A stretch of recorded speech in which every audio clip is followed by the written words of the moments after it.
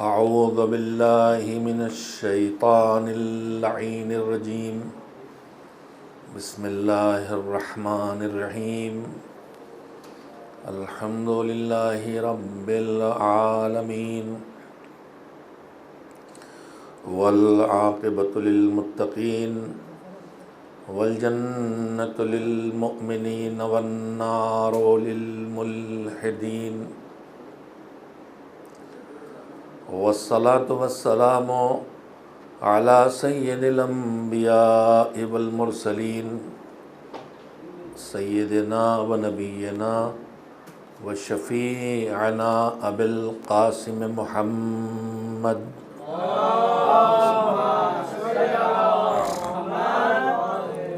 و آلہ الطیبین الطاہرین المعصومین المظلومین واللعنۃ الدائمۃ الباقیۃ علی اعدائہم اجمعین من الآن الی یوم الدین اما بعد فقد قال اللہ سبحانہ وتعالی فی کتابہ المبین وہو اصدق الصادقین وقولہ الحق بسم اللہ الرحمن الرحیم الا ان اولیاء اللہ لا خوف علیہم ولا هم يحزنون یؤمنون الذین آمنوا وکانوا یتقون لهم البشریٰ فی الحیاۃ الدنیا وفی الآخرہ لا تبدیل لکلمات اللہ ان ھذا ذالک هو الفوز العظیم۔ صلوات بھیجیں محمد و آل محمد علیہ السلام پر۔ میں نے آپ حضرات کی خدمت میں روزانہ کی مانند سورہ یونس کی آیات کے سلسلے سے 62 سے 64 نمبر تک کی آیات کی تلاوت کا شرف حاصل کیا ہے، جس میں پروردگار عالم نے دنیا و آخرت میں کامیاب ہونے والے وہ لوگ کہ جن کو دنیا کی مصیبتیں نہ خوف کا شکار کرتی ہیں نہ حزن و ملال کا شکار کرتی ہیں، البتہ وہ اپنی آخرت کے لیے ہمیشہ فکر مند رہتے ہیں، ایسے لوگ جن کو پروردگار دنیا میں بھی کامیابی کا وعدہ کر رہا ہے جن سے آخرت میں بھی کامیابی کا وعدہ کر رہا ہے، ان کے تذکرے کے سلسلے کو میں نے آپ حضرات کی خدمت میں یہاں تک پہنچایا تھا کہ 2 بنیادی شرطیں ہیں کامیاب زندگی گزارنے کی قرآن کی نگاہ میں، جس نے ہمیں بنایا ہے اس کے نگاہ سے زندگی کو کامیاب زندگی بنانے کے لیے اور زندگی میں ناکامیوں سے بچنے اور آخرت کی بڑی ناکامی سے بچنے کے لیے خاص کر کے 2 بنیادی شرطیں ہیں، ایک ہے ایمان اور ایک ہے تقوی۔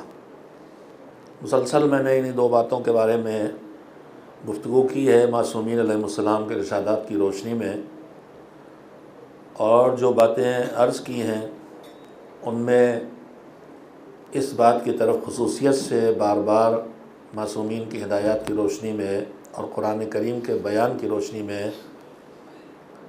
اس طرف توجہ دلانے کی کوشش کی ہے کہ ہم اگر دنیا اور آخرت کی کامیاب زندگی چاہتے ہیں تو ہمیں صاحب ایمان بننے کے بعد اپنے ایمان کی حفاظت کا بھی انتظام کرنا ہوگا، ایمان پر آنا، ایمان پر رہنا اور ایمان پر مرنا 3 مرحلے ہیں۔ ایمان پر مرنے کے لیے ان چیزوں سے بچنا ہوگا کہ جو ہمارے ایمان کو ہم سے چھین لیں، اور ان میں جو سب سے نمایاں اور سب سے خطرناک چیز ہے جو ایمان کو چھین لیتی ہے وہ ہے گناہ، اور جو ہماری زندگی کو ناکامیوں سے بدلتے ہیں وہ بھی ہمارے گناہ ہیں۔ میں نے گزشتہ 2-3 دنوں میں مسلسل آپ سے کہا ہم چند باتوں کی طرف کم توجہ دیتے ہیں۔ جب ہم دیندار بنتے ہیں، دین کی طرف توجہ ہوتی ہے تو ہم نیکیوں پر زیادہ توجہ دیتے ہیں، گناہوں سے بچنے پر ہم اتنی توجہ نہیں دیتے۔ دوسری کمی یہ ہوتی ہے کہ ہم نیکیوں میں بھئی گناہوں سے بچنے کی طرف توجہ کی کمی کا نتیجہ یہ کمی ہوتی ہے کہ ہم نیکیوں میں زیادہ ثواب ڈھونڈ کے ان نیکیوں پہ لگ جاتے ہیں جن کو ہمارے خیال میں زیادہ ثواب جن پر ملنا ہے، اور اپنے خیال میں کم ثواب والی نیکیوں کی طرف سے بے توجہ ہو جاتے ہیں۔ اور جب ہم زیادہ ثواب والی نیکیوں کے فکر میں جاتے ہیں تو پروردگار عالم نے مستحب اور سنت کاموں کا ثواب اسی طرح کے واجب کام سے زیادہ رکھا ہے، اس لیے ہم مستحبات کی طرف متوجہ ہو جاتے ہیں اور واجبات کی طرف سے ہماری توجہ کم ہو جاتی ہے۔ بدل گئے ہیں مزاج، مگر میں عرض کر سکتا ہوں ہمارے پچھلی نسلوں میں کئی مرتبہ زیارت کرنے کے لیے لوگ جاتے تھے، لیکن حج جو واجب ہے اس کی طرف توجہ نہیں ہوتی تھی۔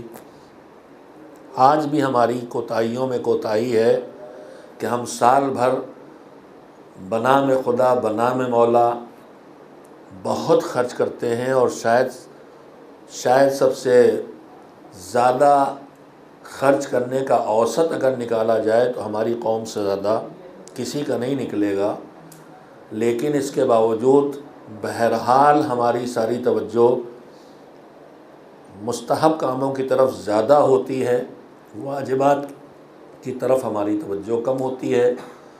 جتنی بڑی تعداد میں ہم عزاداری پر خرچ کر رہے ہیں اللہ اس میں اور اضافہ کرے، اور ہر بات کا مطلب الٹا نکال کے بات کو بگاڑ کے پیش کرنے کی بھی ایک مشکل ہماری قوم میں آ گئی ہے۔ میں ہرگز یہ نہیں کہہ رہا کہ عزاداری پر جو کچھ آپ کر رہے ہیں اس سے کچھ کم کریں، لیکن یہ ضرور کہوں گا کہ عزاداری پر بنام مولا جو کچھ کر رہے ہیں اس سے پہلے حکم مولا ہی کی پابندی کرتے ہوئے خمس نکالنے کی عادت ڈالیں جو واجب ہے۔ واجب پہلے ہے، مستحب اس کے بعد میں ہے۔ تو یہ 2-3 باتیں ہیں جو میں روزانہ دہراتا رہا ہوں کہ کم سے کم ان 10 مجالس کے بعد ہم اپنی روش حیات میں تقوی کی عادت کو اپنا لیں، اور تقوی کی بنیاد پہلی منزل یہ ہے کہ واجب نہ چھوٹے، حرام نہ ہو، اور اس میں سب سے اہم بات یہ ہے کہ سب سے زیادہ ضروری ہے خود کو گناہ سے بچا لینا۔ کل میں نے جہاں سے گفتگو ختم کی تھی وہیں سے آج اسے کنٹینیو کرنا چاہتا ہوں۔ میں نے عرض کیا تھا کہ ہم اگر اپنے گناہوں کو تقسیم کریں تو مولا کائنات حضرت علی ابن ابی طالب علیہ السلام جو گناہ ہم سے ہو گئے ہیں ان کے بارے میں ان کی 3 قسمیں بتائی ہیں۔ کل میں نے دہرایا تھا آپ کے سامنے، کچھ وہ گناہ ہیں کہ جن کے لیے مولا نے کہا کہ ان پر سزا نہ ملنا یقینی۔ حیرت زدہ کرنے والی بات ہے کہ گناہ پر سزا نہ ملنا یقینی ہو جائے کہ نہیں، گناہ تو ہے مگر سزا نہ ملے گی، تو وہ کون سا گناہ ہے؟ مولا نے فرمایا کہ جس گناہ پر پروردگار عالم دنیا میں سزا دے دے پھر اس گناہ پر آخرت میں سزا نہیں دے گا، اس لیے کہ وہ عظیم ہے کہ ایک گناہ کی سزا 2 بار دے۔ دوسری قسم وہ گناہ ہے کہ اس پر سزا ملنا یقینی ہے، اور ابھی میں اس کی جزیات نہیں بیان کر سکا ہوں، کل تک انشاءاللہ۔ وہ ہیں جن کا تعلق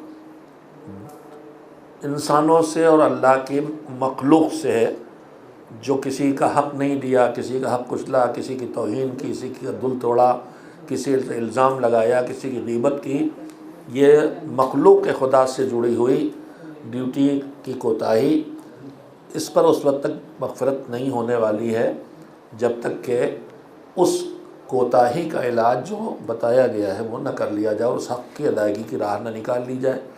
تیسری قسم اس کے لیے مولا نے فرمایا کہ گناہ کی تیسری قسم وہ ہے کہ جہاں نہیں معلوم کہ اس کی بخشش اس پر ہوگی یا اس پر سزا ملے گی، اور وہ سارے گناہ ہیں جو اللہ کی بارگاہ سے جڑے ہیں، حقوق اللہ سے جڑے ہیں۔ ان غلطیوں پہ انسان توبہ کر چکا ہے، لیکن اسے اندازہ نہیں ہے کہ میری توبہ قبول ہوئی کہ توبہ قبول نہیں ہوئی۔ اور یہی سلیقہ حیات ہے۔ کل میں نے سنایا تھا کہ ہم اپنے گناہوں پر توبہ بھی کرتے رہیں، لیکن نہ کبھی مایوس ہوں کہ یہ گناہ بخشا نہیں جائے گا، اور نہ کبھی مطمئن ہو کے بیٹھ رہیں کہ یہ گناہ تو میرا پکا پکا معاف ہو گیا ہے۔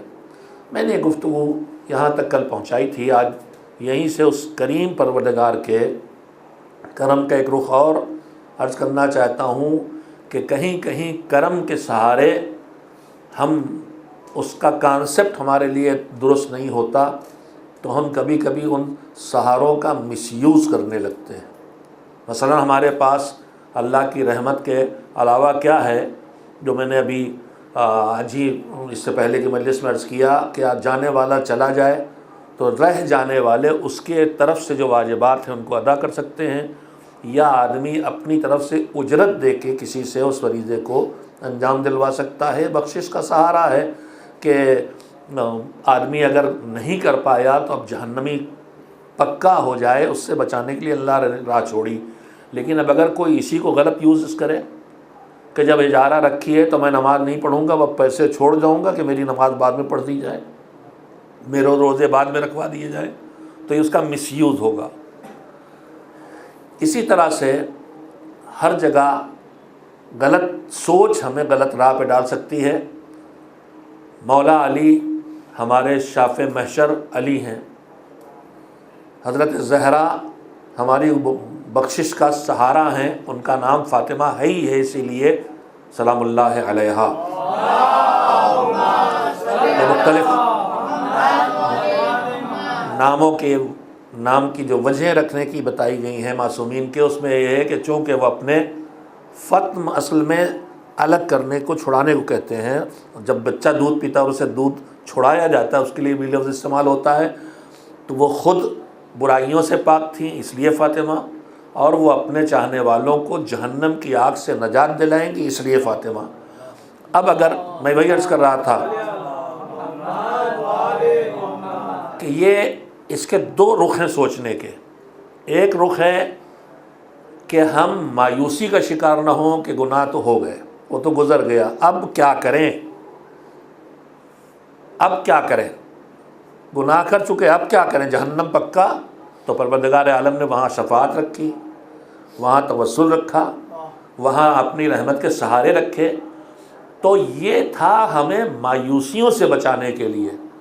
لیکن اگر اسی کا کانسیپٹ کلیئر نہ ہو تو یہی ہمیں گستاخ بناتا ہے کہ جو چاہو کرو، مولا تو ہی ہیں چھڑا لیں گے، جو چاہو کرو، بیوی تو ہی ہیں بچا لیں گی۔ میں خواب عموماً نہیں پڑھتا ہوں، لیکن بعض خواب واقع رویا صادقہ ہوتے ہیں۔ ایک نہایت مشہور شعر ہے فارسی کا، جس کی ایک تاریخ ہے کہ شاعر نے کہا کچھ تھا اور مولا نے اسے بدلوا کے کیا کر دیا۔ شاعر گزرے ہیں حاجب، مشہور نیشاپوری ہیں، لیکن یہ حاجب جن کی میں بات کر رہا ہوں یہ بروجرد، ایران میں بروجرد شہر ہے جہاں کہ آیت اللہ العظمیٰ بروجردی مرجع تقلید بھی گزرے آیت اللہ حکیم سے پہلے، وہاں کے رہنے والے تھے۔ ان کی سوچ بھی ہم بہت سے لوگوں کی طرح ہے کہ مولا تو ہی ہیں، ہمارے مولا تو ہی ہیں، ہر جگہ ہیں۔ تو اس زور پہ آدمی معاذ اللہ یہ سوچ بنا لے کہ جو چاہو کرو، جیسے دنیا دار سوچ ہوتی ہے کہ ہمارے معاذ اللہ مثال ہوتی ہے، ہم منسٹر صاحب کے بھتیجے ہیں، جو چاہیں کریں چھڑا لیں گے۔ یہ والی سوچ کیا مناسب سوچ ہے؟ تو جناب حاجب بروجردی شاعر ہیں، انہوں نے ایک شعر کہا کہ اگر معاملہ حشر با علیس، شعر مجھے یاد نہیں رہتے، وہ بھی فارسی کو طور مشکل سے لکھ کے لے آیا ہوں۔ اگر معاملہ حشر با علیس، اگر حشر کا معاملہ علی کے ہاتھوں میں ہے، قسیم النار والجنہ کون ہے؟ روایت ہے نا، علی صلوات بھیجیں محمد وآل محمد پر۔ قسیم النار والجنہ علی ہیں، ساقی کوثر علی ہیں، صراط پر علی ہیں۔ اگر معاملہ حشر با علیس، اگر علی کے ساتھ حشر کا معاملہ ہے، میدان قیامت کا معاملہ مولا علی کے ساتھ ہے، تو ابھی نظریہ دیکھی کیا ہے، حاجب ضامنم، کہ ہرچ بخواہی گناہ کن۔ جب مولا کے ہاتھ میں حشر کا معاملہ ہے تو حاجب جو شاعر وہ کہہ رہے ہیں کہ تم جو چاہو گناہ کرو، معاملہ علی کے ہاتھ میں ہے نا، چھوڑا تو لیں گے کہ ہمارا ہے۔ تو ایک سوچ یہ ہے۔ اب یہ واقعہ مشہور ہے پورے ایران میں، اور پھر شعر بھی مشہور ہوا بدل کے، کہ حاجب اچھے شاعر تھے، مقبول شاعر تھے، بہت معروف شعراء میں تھے۔ یہ جو یہاں پہ سب نہیں لگا، جو فارسی میں ایک لکھا ہوتا ہے کہ ان چے شور و چغوغا، یہ پورے مصرے جو ہیں یہ سب پوری دنیا میں عزاداری کے دنوں میں لکھے جاتے ہیں، انہی کے اشعار ہیں مقبول ترین اشعار میں۔ تو یہ شعر انہوں نے کہا، تو رات میں انہوں نے مولا علی کو خواب میں دیکھا، اور مولا علی نے ان سے کہا کہ حاجب اپنا دوسرا مصرع بدلو۔ کہ مولا کیا ہوا؟ کہ تم نے کہا ہے کہ اگر علی کے ساتھ میں حشر کا معاملہ ہے تو تم کہہ رہے ہو کہ حاجب میں ضمانت لیتا ہوں کہ جو گناہ چاہو کرو۔ مولا نے کہا نہیں، اسے بدلو، ایک صلوات بھیجے محمد وآل محمد صلی اللہ علیہ وسلم، اسے بدلو۔ توجہ دیں آپ، فرمایا پہلا مصرع تھا کہ اگر حشر کا معاملہ علی کے ہاتھ میں ہے، تو دوسرا مصرع حاجب نے کہا تھا کہ پھر میں ضمانت لیتا ہوں۔ کتنی مضبوطی ہے، یعنی سوچ اپنے حساب سے اتنی مضبوط ہے کہ حاجب کہہ رہے ہیں میں ضمانت دیتا ہوں کہ جو جی چاہے گناہ کرو۔ لیکن مولا کو خواب میں دیکھا، مولا نے کہا کہ نہیں، اس دوسرے مصرے کو بدلو، پھر کیا کرو؟ کا شرم، ایک صلوات بھیجے محمد وآل محمد علیہ السلام۔ فرمایا کہ شرم از رخ علی کن۔ میں ترجمہ کرنے سے پہلے آپ سے ایک نفسیاتی بات کہوں گا۔ ہم گھر میں چھوٹے بچے ہمارے گھر میں، اور ہم بھی کبھی چھوٹے تھے، اپنا اپنا تجربہ ہوگا۔ چھوٹا بچہ چلبلا ہوتا ہے، ہر وہ چیز جس سے منع کیا جائے اسی پہ زیادہ جاتا ہے۔ اب گلاس میز پہ رکھا، وہ بار بار ہاتھ بڑھا رہا، منع کر رہی، امی منع کر رہی، آخر ایک مرتبہ اماں چونکی اور مارا ہاتھ، چھناک سے ہوا۔ اب یہ وہاں سے نکل جائے گا چپکے سے۔ یہ سب بیٹھے میرے تجربے کار لوگ میرے سامنے، تو اب کبھی ممی نے جس سے منع کیا وہ کر بیٹھے تو چھپے چھپے پھر رہے، پاپا نے منع کیا، ڈیڈ نے منع کیا، جو کر بیٹھے تو منہ چھپائے چھپائے پھر رہے۔ ہوتا ہے نا کہ غلطی ہو گئی، اب منہ چھپائے چھپائے پھر رہے۔ تو آدمی سے اگر غلطی ہو جاتی ہے تو منہ چھپائے پھرتا ہے، اور اگر سامنا کرنا ہو تو پھر سوچتا ہے بھائی سامنا تو کرنا پڑے گا، لہذا اب اس سے اب یہ نہ کرو۔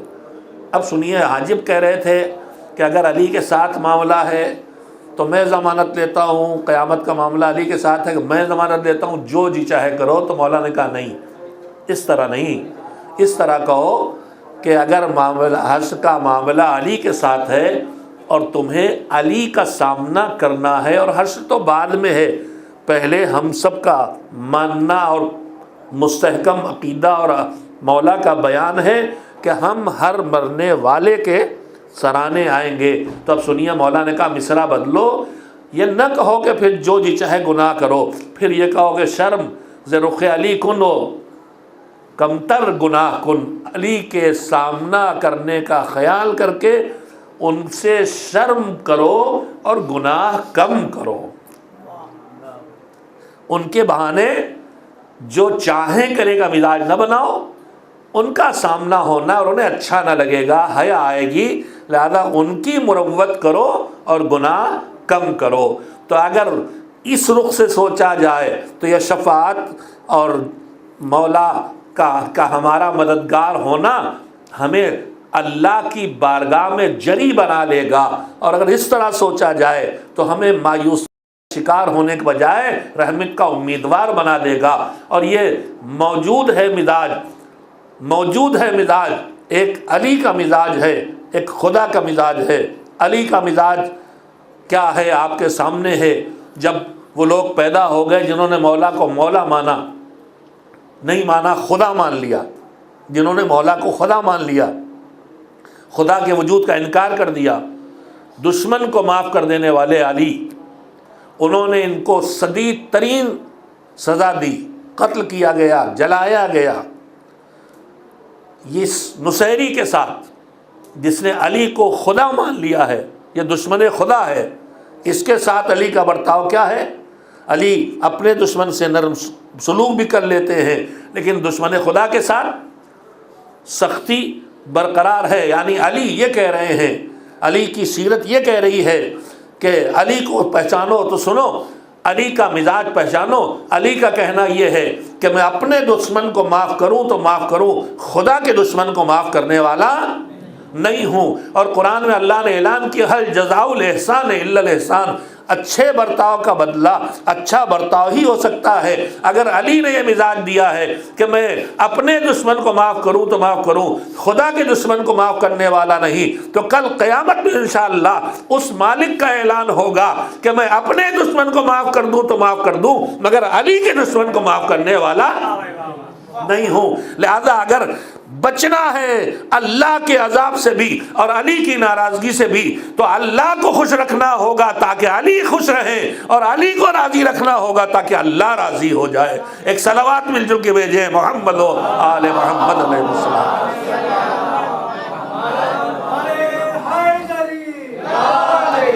ایک صلوات اور بھیج دیں محمد و آل محمد علیہ السلام۔ میں کہنا یہ چاہتا تھا کہ اللہ نے ہمیں جہنم سے بچانے کے لیے، ہمیں مایوسیوں کا شکار ہونے سے بچانے کے لیے قدم قدم پہ سہارے رکھے ہیں۔ اسے پتہ ہے کہ یہ عصمت تو بہت دور کی بات ہے، عدل والی زندگی بھی آسان نہیں ان کے لیے۔ گناہ کریں گے، گناہ کبیرہ بھی ہوں گے، گناہ صغیرہ بھی ہوں گے، توبہ رکھی، استغفار رکھا، اس کے بعد مرنے کے بعد دوسرے خدمات کو انجام دے لیں، پھر ایک دروازہ کھولا، پھر شفاعت کا دروازہ کھولا، مغفرت کے دروازے، نہ جانے کتنے سہارے دیے ہیں، مگر یہ جو پروردگار، انہی ایک سہاروں میں ایک سہارا اور ہے۔ ایک صلوات بھیجیں محمد و آل محمد۔ وہ ہمیں مہلت دیتا ہے، وہ ہمیں فرصت دیتا ہے۔ میں نے ابھی کل پرسوں بات کی تھی کہ ہماری نیکی پہ کم سے کم ایک نیکی پر 10 ثواب، اور کسی بھی گناہ پر زیادہ سے زیادہ ایک سزا، اس لیے کہ سارا سب کی کنفرم نہیں، توبہ کر لی چھوٹ گئے۔ کتنی مہلتیں دیتا ہے، نیکی کے ارادے پر بھی ثواب دے دیتا ہے، گناہ کے ارادے پر سزا نہیں دیتا۔ کتنی مہلت دیتا ہے، روایات کہتی ہیں کہ جو کرامن کاتبین ہیں ہمارے اوپر معین کیے گئے ہیں ہمارے اعمال کو لکھنے کے لیے، چاہے اچھے اعمال لکھیں، چاہے اچھے اعمال کریں، چاہے برے اعمال کریں، چاہے نیکیاں کریں، چاہے گناہ کریں۔ روایت کہتی ہے جب کوئی نیکی آدمی کرتا ہے تو فوراً نیکی کے اعمال، نیک اعمال کا لکھنے والا فرشتہ فوراً اسے لکھ لیتا ہے۔ لیکن اگر کوئی گناہ کرتا ہے، کتنی رحمت کے سہارے ہیں، اگر کوئی گناہ کرتا ہے اور گناہ کا لکھنے والا فرشتہ اسے لکھنا چاہتا ہے تو نیکی والا فرشتہ کہتا ہے ابھی رک جاؤ، تھوڑی سے مہلت دو، ہو سکتا ہے فوراً متوجہ ہو کہ توبہ کر لے تو اس کے نام اعظم لے آنے ہی نہ پائے کہ اس نے گناہ کیا ہے۔ قدم قدم پہ ہمیں سہارے ملے ہیں، لیکن اب اس سہارے کا اگر ہم بیجا مصرف کریں تو وہی جرت اور وہی سرکشی بن جاتا ہے کہ ہم تو کریں گے، ہمارا معاذ اللہ لہجہ یہ ہوا کہ اللہ عذاب دینے والا، مگر معاذ اللہ وہ کیا کر لے گا ہمارا، ہم تو مولا علی کے ذریعے چھڑوا لیں گے اپنے آپ کو۔ یہ سوچ نہیں ہو سکتی ہرگز۔ یہ تو ہماری مایوسیوں سے بچانے کے لیے ہے۔ اس میں سے ایک چیز ہے وہ ہمیں مہلت دیتا ہے، اس کے کرم کا ایک یہ بھی ہے، میں نے ابھی عرض کیا کہ ایک اصول یہ ہے کہ کسی گناہ پر مولا نے فرمایا کہ 2 بار سزا نہیں دے گا، اگر دنیا میں سزا دے دی گی تو آخرت میں سزا نہیں دے گا۔ ایک اور مزاج رحمت مولا ہی کے ارشاد کی روشنی میں ایک واقعے کے سہارے تھوڑا سے آپ جاگ کے سنتے بھی رہیں گے۔ روایت کہتی ہے کہ جب مولا علی حاکم وقت بھی تھے، یعنی جب ان کی بیعت کر لی گئی تھی، اور جو انہیں امام نہیں مانتے انہوں نے بھی پیغمبر کا خلیفہ مان کے اپنی حکومت، ان کی حکومت کو قبول کر لیا تھا۔ اس وقت کوفہ آپ کا دارالحکومت تھا۔ ایک جوان آدمی پکڑا گیا جس نے چوری کی تھی، اور پکڑا گیا تو اس نے اقرار بھی کر لیا کہ ہم نے چوری کی۔ اب اس کے بعد ظاہر ہے کہ اسے سزا ملنا ہے، اور سزا یہ ہے کہ دائیں ہاتھ کی 4 انگلیاں کاٹ دی جائیں۔ مولا کی خدمت میں لایا گیا، گرفتار کر کے بتایا گیا کہ اس نے چوری کی، اور یہ چوری کا اقرار بھی کر رہا ہے۔ تو مولا نے اس سے پوچھا کہ تم نے چوری کی؟ اس نے کہا ہاں میں اقرار کر رہا ہوں۔ اب اقرار کے بعد کوئی راستہ نہیں بچتا سوا کہ اس کو سزا نہ دی جائے۔ مگر اس نے جملہ کہا، اس نے جملہ کہا کہ مولا میں نے چوری تو ضرور کی ہے، مگر میرے ذمے 18 لوگوں کا خرچ ہے، اور میں نے آج ان کی تنگدستی سے، بھوک سے پریشان ہو کے پہلی بار چوری کی ہے۔ اس نے جب یہ جملہ کہا تو روایت کے فقرے ہیں کہ مولا نے سر جھکایا اور ذرا دیر انگلی سے زمین کو کریدا۔ یہ کیفیت تب ہوتی ہے جب آدمی کچھ سوچ رہا ہو اور تردد کر رہا ہو کہ کیا کرے، مگر سیکنڈز میں ہی آپ نے سر اٹھایا اور کہا کہ یہ غلط بیانی کر رہا ہے، یہ جھوٹ بول رہا ہے، اس نے پہلی بار چوری نہیں کی ہے، لے جاؤ اسے سزا دو۔ لے جایا گیا، اس کے ہاتھ انگلیاں کاٹ دی گئی۔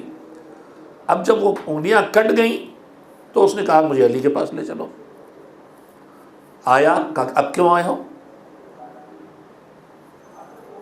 خرید کے ہاتھوں کو، مٹھیوں کو پیسوں سے بھر کے قصیدہ خوانی کروانا حکومتوں کا کام ہوتا ہے، اور انگلیاں کاٹنے کے بعد سچائی کا اقرار کرانا اور فضائل گنوانا یہ امامت کا کام ہوتا ہے۔ میں آیا اس لیے ہوں کہ میں یہ کہنا چاہتا ہوں کہ میں آپ سے جھوٹ بولا تھا کہ میں نے چوری پہلی بار کی ہے، اپنا ریکارڈ رکھے تو وہ کہنے لگا یہ میری 7ویں چوری ہے، میں نے 99 چوریاں اس سے پہلے کی، اب یہ 7ویں چوری ہے، تو میں نے پہلی بار چوری نہیں کی۔ لیکن مولا آپ، اب پھر دیکھیے ابھی امام نہیں مانتا ہے نا، اگر مانتا ہوتا تو یہ سب نہ سوچتا، آپ کو کیسے پتہ چلا کہ میری چوری 7ویں چوری دنیا ہے؟ جس کے لیے میں نے واقعہ سنایا ہے کہ اس کی طرف سے اگر پردے پڑتے ہیں، اگر وہ ڈھیل دیتا ہے تو اس کا کچھ اور مطلب نہ نکالا جائے کہ ہم اس کے بڑے پسندیدہ ہیں۔ کہا مولا میری 7ویں چوری ہے، مگر آپ کو کیسے پتہ چلا کہ میری 7ویں چوری ہے، اس میری پہلی چوری نہیں ہے؟ مولا نے جملہ فرمایا، سنیے گا۔ مولا نے کہا تو نے جب یہ کہا کہ تو پہلی چوری کی ہے اور تو پکڑ کے لایا گیا تھا، تو گرفتار کیا گیا ہے، رسوا ہوا ہے، دنیا نے دیکھ لیا کہ تو چور ہے، تو تیری رسوائی کے ساتھ جو تو کہہ رہا تھا، توجہ دیں بات پہنچے آپ تک، یہ جو تو کہہ رہا تھا کہ تو نے پہلی چوری کی ہے، یہ تیرا رسوا ہونا مجھے بتا رہا تھا کہ چوری پہلی نہیں ہے۔ کیوں؟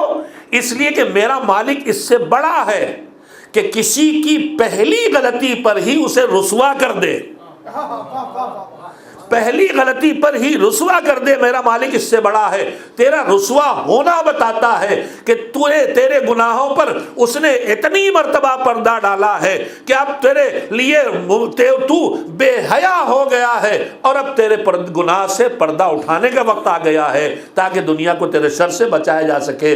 میں عرض یہ کرنا چاہتا ہوں کہ مزاج رحمت میں ایک مزاج یہ ہے کہ ہم غلطیاں کرتے رہیں اور رسوا نہ ہوں، ہم گناہ کرتے رہیں دنیا کو پتہ نہ چلے، ہم اللہ کی نافرمانیاں کرتے رہیں اور پتہ اللہ لوگوں کو خبر نہ ہو، تو ہم اس کو اور جری بن جاتے ہیں۔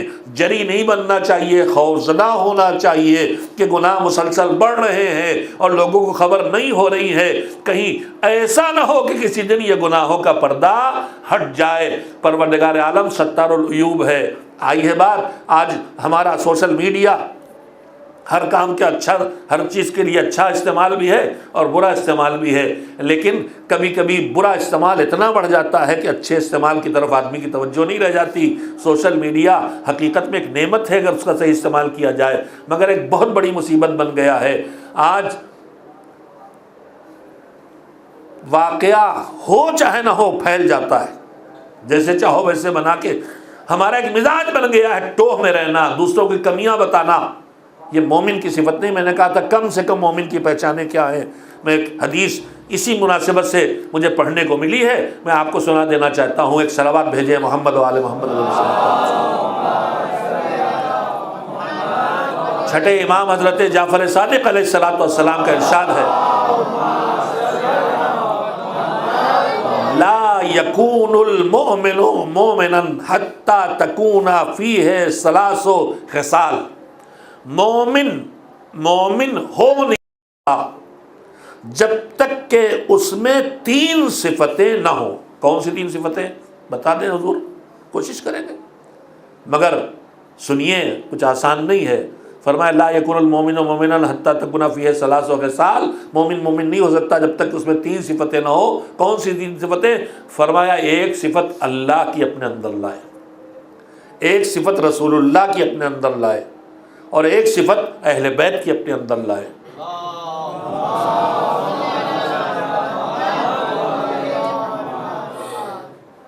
جب تک یہ 3 صفتیں اپنے اندر پیدا نہ کر لے اس وقت تک مومن نہیں ہو سکتا. وہ کون سی صفتیں ہیں؟ روایت پوری سنا دیتا ہوں آپ کو. فرمایا کہ اللہ ستار العیوب ہے, اللہ عیبوں پر بہت زیادہ پردہ ڈالنے والا. جیسے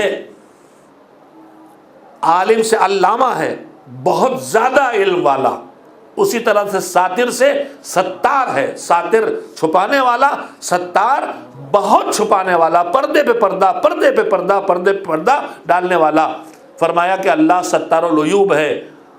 مومن نہیں ہو سکتا جب تک کہ دوسروں کی کمیوں کو چھپانے والا نہ بن جائے, پھیلانے والا نہیں. آج ہمارا پورا معاشرہ الٹ گیا ہے, ہمارا کام صرف دوسروں کی کمیوں کو پھیلانا بن گیا ہے. ستار العیوب ہے. دوسرا کیا ہے؟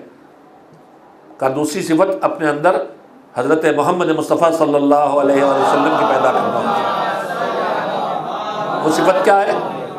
فرمایا وہ صفت یہ ہے کہ حضور سے زیادہ عالی مرتبت کوئی گزرا ہے اس پوری کائنات میں؟ اللہ کے بعد جو سب سے بڑا ہے وہ کون ہے؟ وہ حضرت محمد مصطفیٰ صلی اللہ علیہ وآلہ وسلم کی ذات ہے. وہ کتنا اونچا ہوگا کہ جس کے لیے وہ جس کا نام ہی علی ہے, جو اونچائیوں پر ہے, جو اونچائی پر ہے, جس کے یہاں پستی کا کوئی تصور نہیں ہے, وہ اونچے کردار کا مالک علی جب کہے کہ انا عبد من عبید محمد, میں محمد کے غلاموں میں سے غلام ہوں, تو اس محمد کی عظمت کیا ہوگی؟ پیغمبر کا نام لیا میں نے, صلوات بھیجیے. اب تھوڑا آگے آ جائیے, تھوڑا سا آگے تشریف لے آئیے, سب لوگ آگے آئیے, ایک صلوات بھیجیے, آگے تشریف لے آئیے.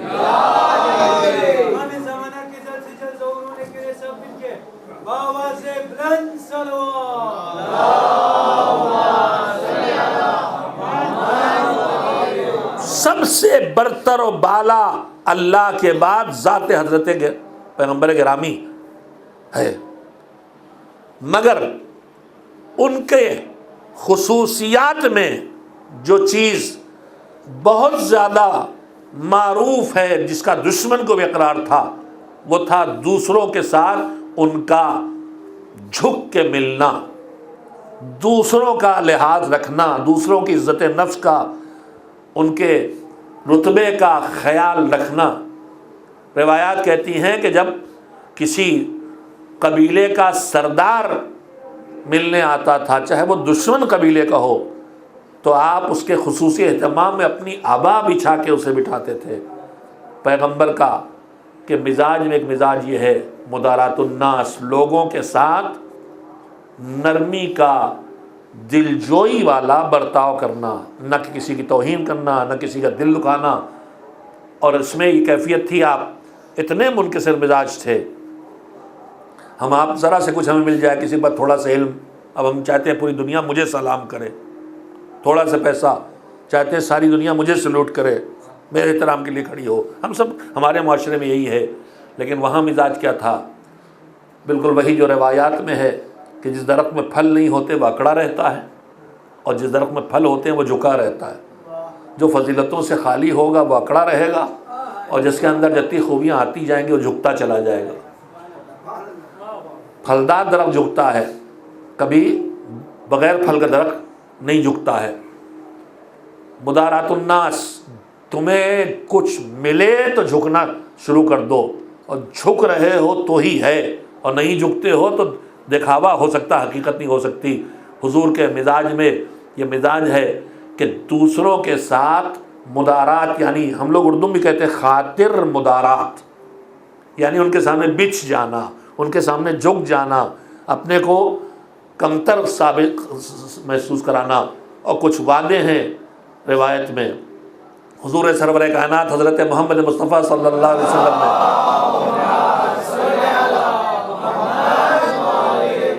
قرآن کے اللہ ہی وعدوں پر مشتمل ارشادات فرمائے ہیں کہ تم کیا کرو تو کیا پاؤ گے. اسی میں ایک حکم یہ دیا ہے کہ تواضع، چاہے تمہارے پاس طاقت ہے، پاور ہے، پیسہ ہے، علم ہے، تقوی ہے، کچھ بھی ہے، جو تمہارے پاس ہے تو تم اکڑو نہیں. تواضع، تم جھکو. تمہارے جھکنے سے تم گرو گے نہیں. اللہ کا وعدہ ہے کہ جو جتنا جھکتا چلا جائے گا اسے ہم اتنا اٹھاتے چلے جائیں گے. اسی لیے معراج مومن نماز، اور نماز میں بھی اللہ سے سب سے قریب کب ہوتا ہے؟ جب سجدے میں ہوتا ہے. تم جتنا جھکو گے ہم تمہیں اتنی بلندیاں دیتے چلے جائیں گے. تو دوسری صفت مومن کے اندر جو ہونا چاہیے کہ جب تک وہ یہ صفت اپنے اندر پیدا نہ کرے وہ مومن نہیں ہو سکتا ہے، وہ ہے مدارات الناس، سارے انسانوں کے ساتھ اچھا برتاؤ، نرمی کا برتاؤ، احترام کا برتاؤ. اور اس میں بھی ایک کے احترام میں دوسرے کا کی سبکی نہ ہو، یہ بھی خیال، احترام بھی ہو سبکی بھی نہ ہو. سنیے وہ بھی کتنا دقیق اور کتنا پن پوائنٹ ہے ہمارا مذہب.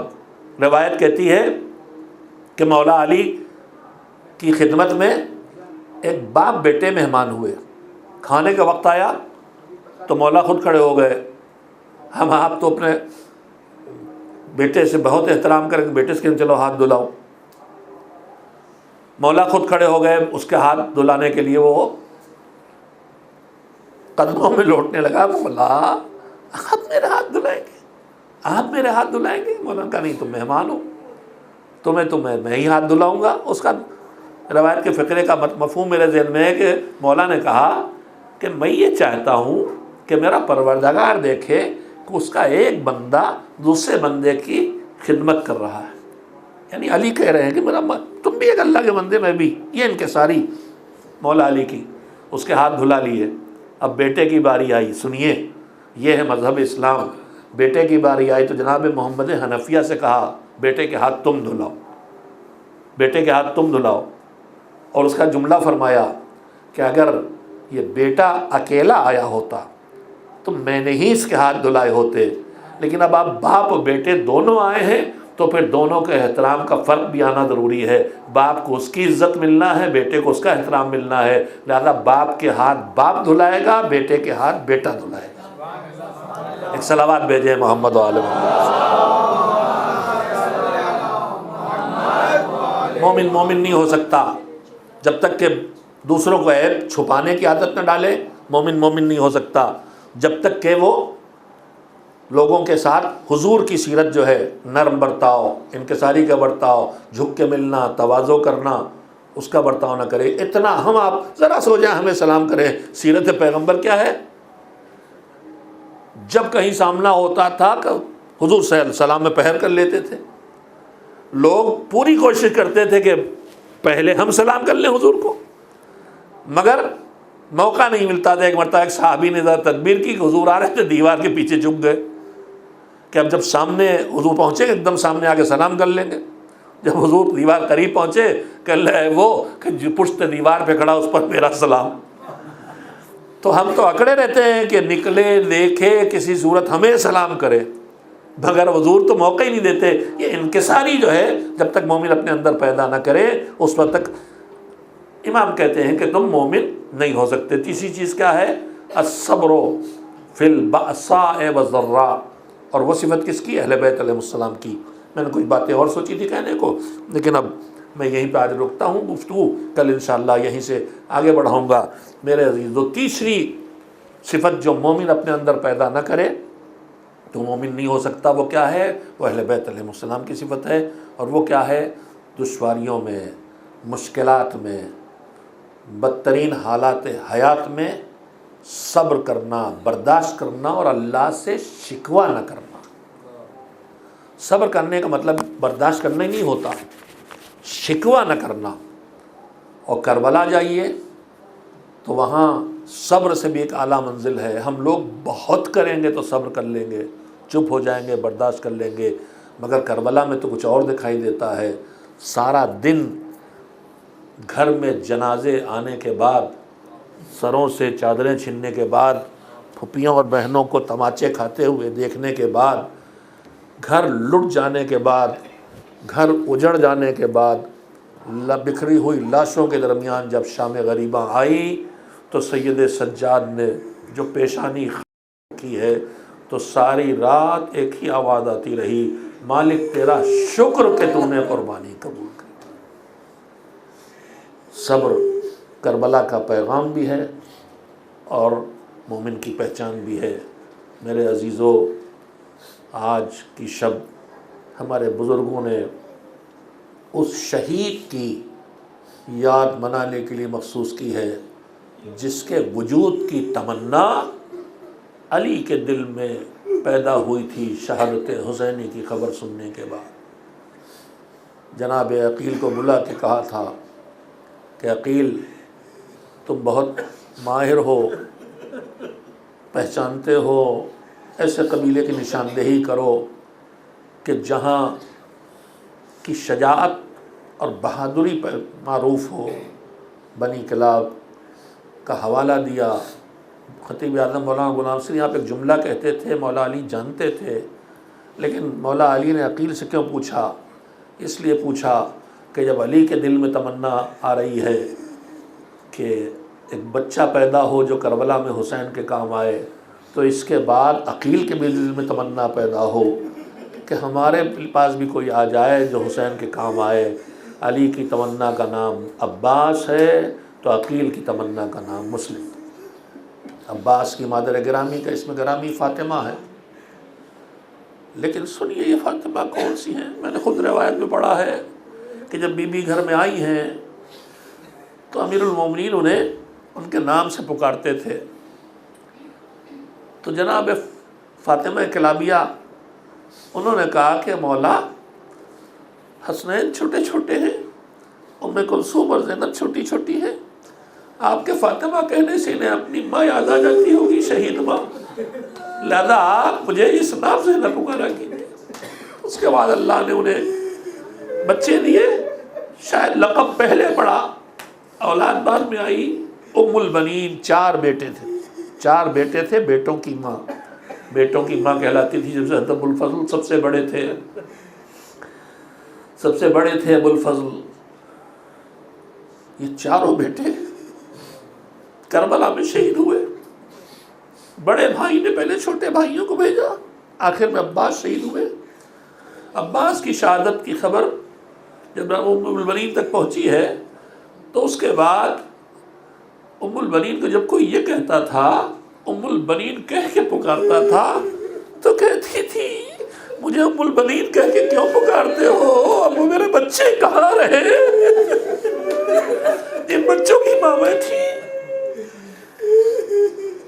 جنت البقیع میں آ کے مرثیہ کرنے بیٹھتی تھی، قبریں بنا کے بیٹوں کا ماتم کرنے کے لیے۔ روایات کہتی ہے کہ بیٹوں کا ماتم کرنے کے لیے بزرگوں سے سنا ہے میں نے، قبریں بناتی تھی 4 بیٹوں کی، پھر مٹا دیتی تھی نشان کہ میں تم پر نہ رہوں گی، تمہاری ماں زندہ ہوں، میں اس حسین پہ رہوں گی جس کی اماں دنیا سے چلی گئی۔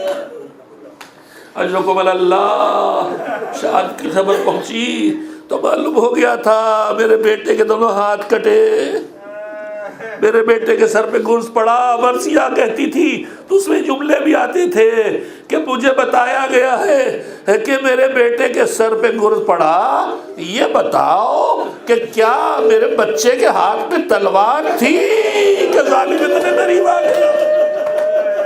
انہیں اطمینان تھا کہ میرے شہر کے ہاتھوں میں تلوار آتی تو کون تھا جو نزدیک آ کے سر پہ گرز مارتا؟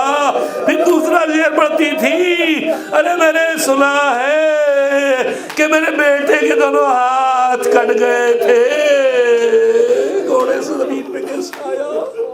اجرکم اللہ، اجرکم اللہ۔ 8 محرم کی شب ہے، پانی ختم ہو چکا ہے، خیموں سے بچوں کی لطش کی آوازیں آ رہی ہیں، عباس تلایا پھر رہے ہیں، بچوں سے شرمندہ ہیں، عباس علم بردار حسین ہیں۔ دھیرے دھیرے تاریخ آگے بڑھی، 10 محرم کی صبح آ گئی، شہادت کا بازار گرم ہو گیا۔